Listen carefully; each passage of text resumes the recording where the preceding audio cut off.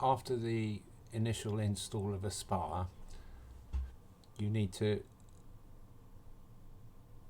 load the post processors in order to drive the ProCarve CNC. This is quite simple by downloading the appropriate file, unzipping it, and copying the post PP files to the my post P directory in Aspire. So just to recap, you go to File, go to Open Application Data, go to My Post P,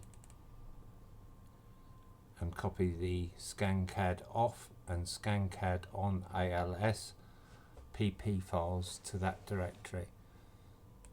Once you've done that, they will appear here in the post processor when you go to select and send a job to the machine.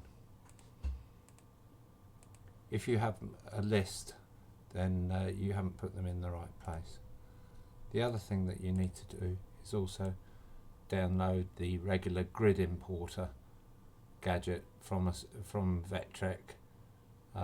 If you have problems with this, I can actually send that over to you, but that needs to go on there so you can import your scan image back into Aspire.